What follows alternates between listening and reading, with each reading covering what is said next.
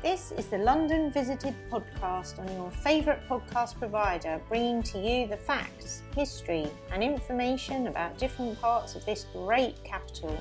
If you have been to London, are planning on visiting, live here or just love London from afar, then this is the podcast for you.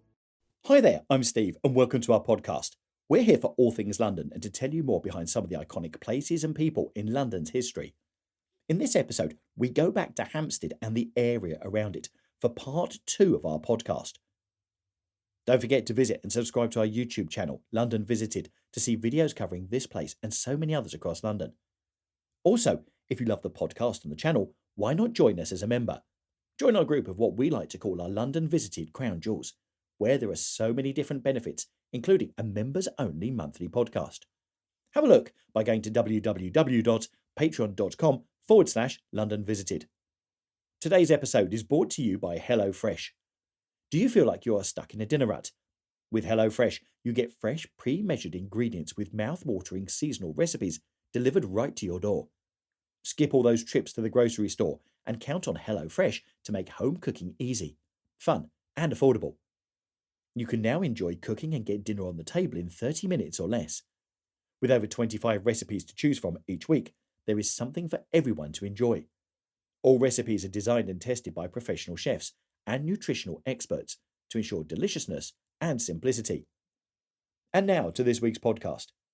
Hampstead Heath, locally known as the Heath, is an ancient heath in London, spanning 320 hectares, 790 acres.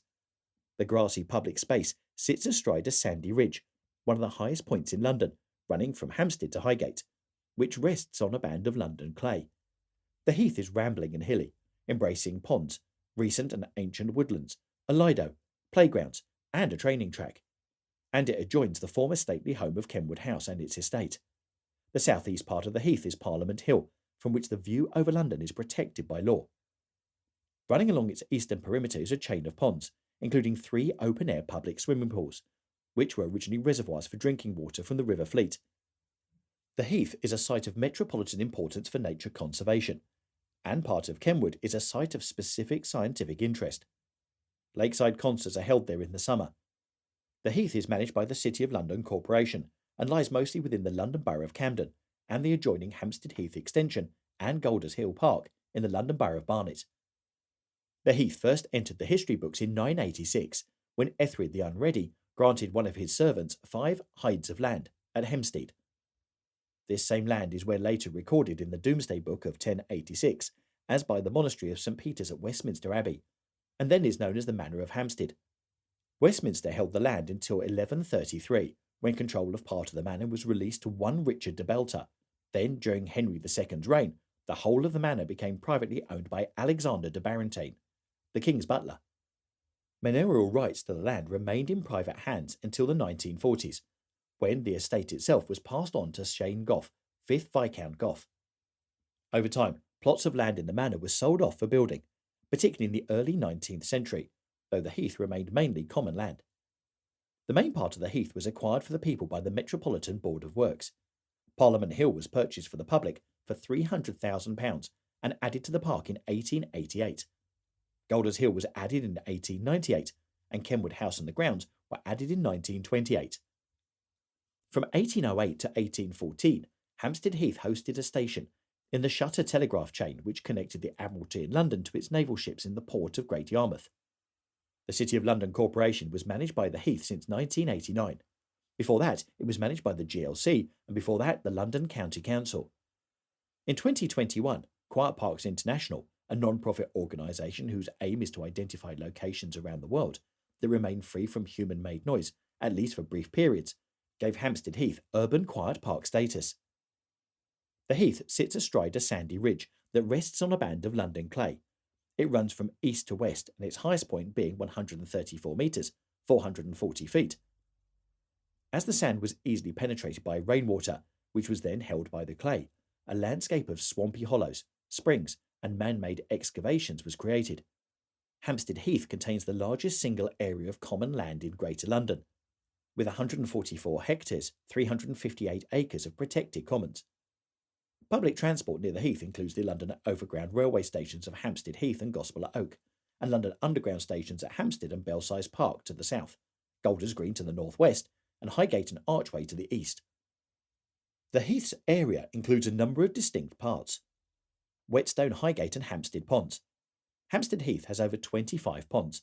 Most of these are in two distinct areas, the Highgate ponds and the Hampstead ponds.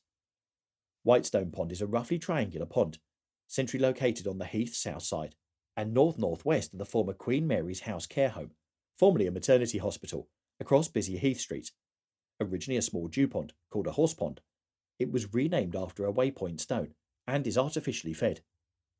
It has an exposed location, closely surrounded by roads, which limits its recreational use. It is the Heath's best-known body of water, and many people's introduction to Hampstead Heath's ponds. Highgate ponds are a series of 8 former reservoirs on the Heath's east Highgate side, and were originally dug in the 17th and 18th centuries. They include 2 single-sex swimming pools, the men's and ladies' bathing pools, a model boating pond, and 2 ponds which serve as wildlife reserves, the stock pond and the bird sanctuary pond. Fishing is allowed in some of the ponds, although this is threatened by proposals to modify the dams. The ponds are the result of the 1777 damming of Hampstead Brook, one of the River Fleet sources, by the Hampstead Water Company, which was formed in 1692 to meet London's growing water demands. Boadicea's Mound, near the present men's bathing pool, is a terminus where, according to local legend, Queen Boadicea was buried after she and 10,000 Iceni warriors were defeated at Battlebridge. However, historical drawings and paintings of the area show no mound other than a 17th century windmill. I just wanted to remind you that if you're starting to feel hungry and you're thinking about your next dinner recipe, then I'd like to say a big thanks to HelloFresh who are supporting this episode. There are over 25 recipes to choose from each week. There is something for everyone to enjoy. All recipes are designed and tested by professional chefs and nutritional experts to ensure deliciousness and simplicity. You can choose from different categories including mostly meat, veggie, family, quick cook, calorie smart, or pescatarian. These categories help you to have balanced meals throughout the week so everyone can enjoy their meals, from us cooking to our children eating them. For us having busy weeks, the quick cook recipes are so helpful in having something on the table within 20 minutes, so we can all sit down at least once together during the day, have a meal, catch up before everyone then goes off and does their own thing. I love that each recipe tells you the prep time and who it's aimed for, which makes the time to cook and the time to choose really easy for our on-the-go lifestyle. Now, go to the link in our show notes to get 50% off your first box, then 35% off your next 3 boxes. That's the link in our show notes for 50% off your first box and then 35% off your next 3 boxes. HelloFresh, the #1 meal kit. Thanks again to HelloFresh. The Hampstead ponds are 3 ponds in the Heath southwest corner, towards Southend Green. Hampstead Pond number 3 is the mixed bathing pond, where both sexes may swim. In 2004, the City of London Corporation rejected a proposal by the Hampstead Heath Winter Swimming Club to allow early morning, self-regulated swimming in the mixed-sex pond on Hampstead Heath. The corporation argued that it risked legal action by the Health and Safety Executive if it allowed such swimming. Since the executive had refused to give assurances to the corporation that it would not be prosecuted under the Health and Safety at Work Act. The swimmers successfully challenged this in the High Court, which in 2005 ruled that members of the swimming club had the right to swim at their own risk, and that the corporation would not be liable under the Act for injuries as a result. In January 2011, the City of London announced a scheme which said it would improve the safety of the dams to guard against damage that might result from a very large but rare storm hitting London. The proposed engineering modifications of the dams were aimed at ensuring that the 3 dams complied with the 1975 Reservoir Act. With the passage of the 2010 Flood and Water Management Act of the City of London, it was advised that the dams on the Heath would need to comply with the reservoir safety regulations. The works in 2011 included recommendations to improve the water quality of the lake, which had suffered from algae blooms. The proposals for the pond dams were extensively modified in 2012 to 2014. The proposals were challenged by a consortium of groups and societies, collectively called Dam Nonsense. However, with the dam project now being completed, many locals have begun to accept the changes as wildlife begins to soften the border between artificial and the natural in the area. To the northeast of the Heath is a derelict site within the conservation area comprising the grounds and mansion of the former Carn Woods Towers, renamed Othlon House in 1972. This historic building, currently in disrepair, was built in 1872 for Edward Brooke, aniline dye manufacturer. In 1942, the building was taken for war service by the Royal Air Force and was used to house the RAF Intelligence School, although the official line was that it was a convalescence hospital. The operational record, Form 540 of RAF Station Highgate, currently in the National Archives queue, was declassified in the late 1990s and shows the true role of this building in wartime service. The building sustained 2 near misses from V-1 flying bombs in late 1944, causing damage and injuries to staff. The RAF Intelligence School remained in Carn Wood Towers until 1948, when the building was handed over to the Ministry of Health. It was then used as a hospital and finally a post-operative recovery lodge, before falling into disrepair in the 1980s.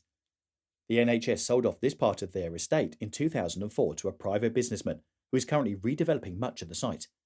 However, the house and its gardens fall within the conservation area of Hampstead Heath. Parliament Hill Fields lies to the south and east of the heath. It officially became part of the heath in 1888. It contains various sporting facilities, including an athletics track, tennis courts, and Parliament Hill Lido. Parliament Hill itself is considered by some to be the focal point of the heath, with the highest part of it known to some as Kite Hill, due to its popularity with kite flyers. The hill is 98 metres, 322 feet high, and is notable for its excellent views of the London skyline. The skyscrapers of Canary Wharf and the City of London can be seen, along with St Paul's Cathedral and other landmarks, all in one panorama, parts of which are protected views. In the southeast of the heath on the southern slopes of Parliament Hill is the Gospel Oak Lido open-air swimming pool, with a running track and fitness area to its north.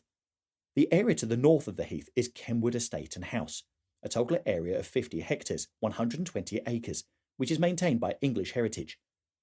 This became part of the heath when it was bequeathed to the nation by Lord Ingvey on his death in 1927 and opened to the public in 1928. The original house dates back from the early 17th century. The orangery was added about 1700, and we'll be looking at more detail about this in next week's podcast, part 3 of the Hampstead Heath. 1/3 of the Kenwood estate is a biological site of special scientific interest designated by Natural England.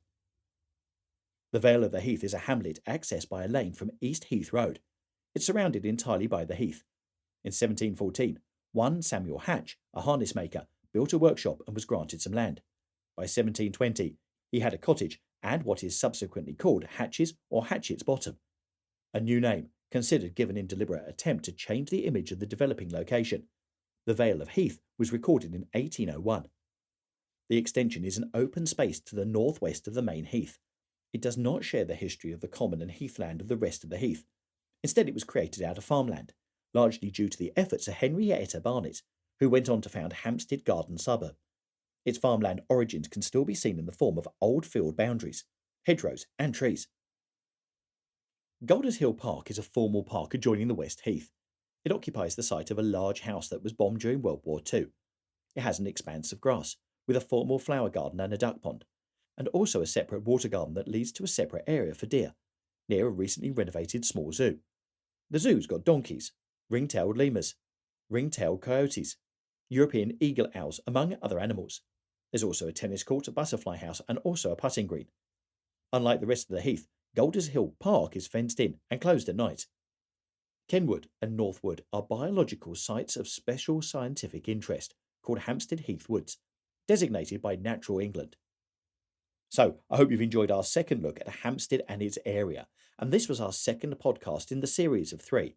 Next week, we have the third, where we'll be looking quite extensively at Kenwood House. If you'd like to make contact with us or suggest any places you'd like us to feature in future podcasts, you can let me know through our website, londonvisited.co.uk, or through our social media. It really is that easy.